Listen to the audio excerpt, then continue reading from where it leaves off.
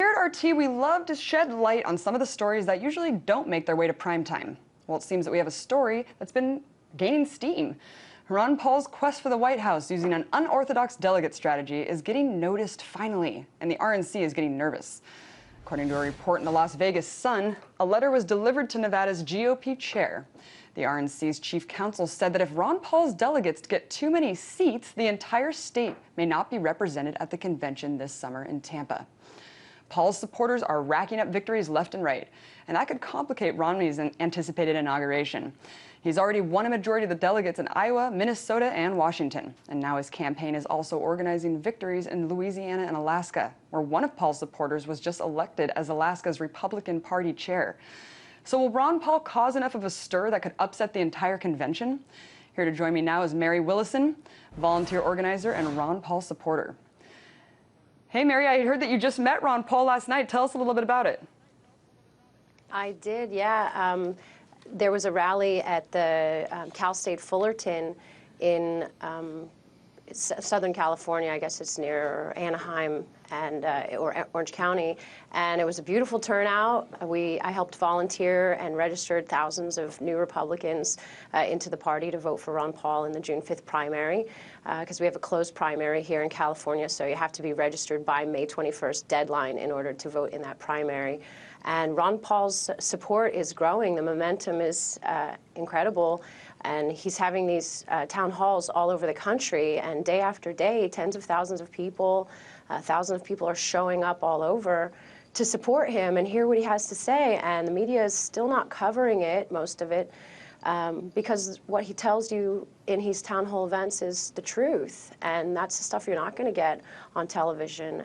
What do you think about this fear-mongering coming from the RNC saying, you know, if Ron Paul wins these delegates, then don't show up? I mean, that's pretty interesting. Oh, they've been making bold statements all along, and in a lot of different states, the GOP officials have been up in arms against the Ron Paul supporters who are just abiding by the rules and following through and just, you know, the rules have been set up not by Paul supporters, but we're getting elected to the positions that do make the rules, so that's pretty exciting. Yeah, he's almost playing a game of chess here, and Romney's kind of, you could tell he's getting scared. Talk a little bit about what happened in Massachusetts, where Romney was governor. Well, in Massachusetts, a portion of the delegates will go proportionate to the popular vote, but another portion of the delegates do not. And also, I mean, as far as I know, the people who showed up, who actively participate and want to make positive change are, in general, mostly Ron Paul supporters. I think Romney, the people who support Romney because they're told to. Whereas the people who support Ron Paul do it because the man is a patriot and he's really standing up for the American people and fighting for us and has the track record of 30, 40 years doing that, and you can look back and you can see that. So the support is really authentic, and it's also very organic. And I don't even know if, you know, the Ron Paul campaign even knows how much support they actually have at the grassroots ground level. It's amazing. As it stands right now, Mary, Romney has 847 delegates and Ron Paul has 80. What do you think? How many delegates do you think he expects to gain out of the states that are left? And do you think that he really has a chance at the convention to pull through? I think he does have a chance. There's still a long way to go. A lot of the primaries and things that happened, straw polls and stuff, were non-binding. So it is the delegate process, which has been Ron Paul's strategy all along, was to promote the delegate process and get the grassroots, get the Ron Paul supporters out there and becoming active, getting elected and things like that. I think that the 844 or whatever delegate tally that they're giving you is completely false, especially since so many of those states haven't had their conventions yet. So the Associated Press, which is a media pyramid scheme, you know, report and then expect it to trickle down and everybody else reports the same thing, they're not accurate, and we've been lied to by them before. And unfortunately, there's a monopoly on the majority of our media here. And you can just trace it back and find out that the same people manipulate other industries and monopolize a lot of our industries here, especially banking, which is one of the main reasons why so many people support Ron Paul, is because he's exposing the whole system, this whole banking system that's bankrupting so many millions of Americans. It is interesting, Mary, that the press that you're talking about likes to call this a coup, and that Ron Paul supporters are playing these games that are upsetting the election. When as you said, he's just playing by the rules that are laid out. Could you talk a little bit about what are the role of superdelegates here? As far as I can tell, superdelegates are usually spots filled by people who've been in the party for a long time. Maybe they're a chairperson, a central committee member, or a local GOP official, an elected Republican or something. So those spots are usually, it's like a Ron Paul supporter may not be able to get that position because it's an establishment GOP's seat that's going to get it.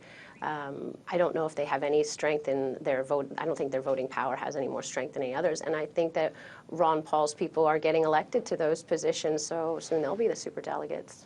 It is interesting that Ron Paul's guy just got to the head of the Alaska chair, and it is upsetting the RNC all across the board. Talk a little bit about, Gingrich just dropped out officially. Where do you think that his delegates will go? Have you heard anything about that?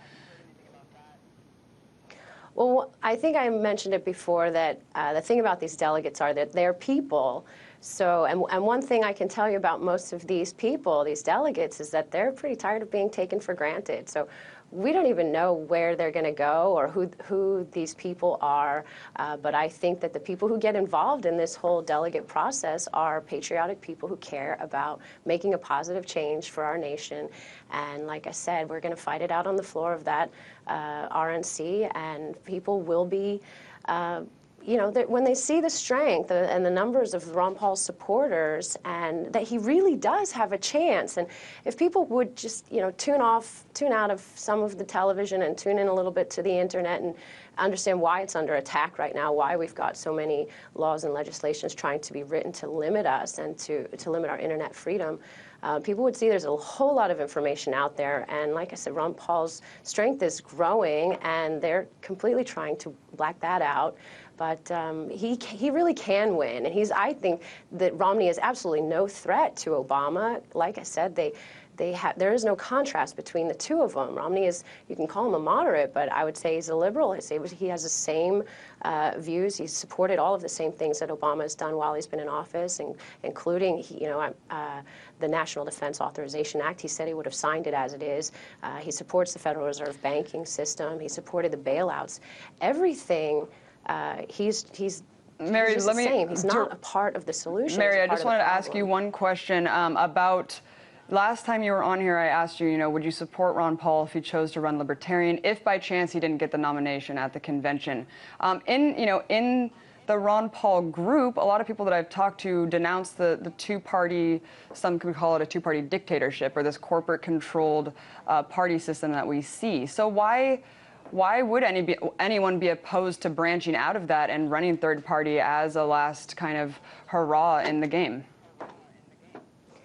Well, it's funny you say that, because I think that the whole two-party paradigm, the left-right paradigm, has been fractured, and there's a crack, and people are seeing right through it. And for a lot of people, it's been shattered.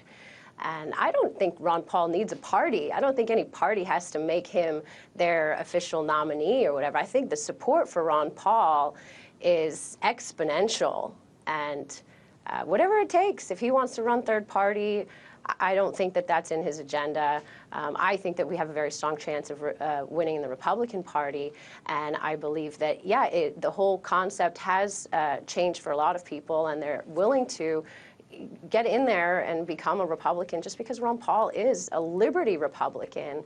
And like I told you before, there's a lot of people running in support of Dr. Paul and policies and that are going to, liberate so many Americans, that are going to make us financially free, individual, personal liberty, things like that matter He so much. definitely has. That's what made America great. He definitely has put an interesting twist in the election. We'll definitely be following that. Thanks for coming on, Mary. That was Mary Willison, volunteer organizer and Ron Paul supporter.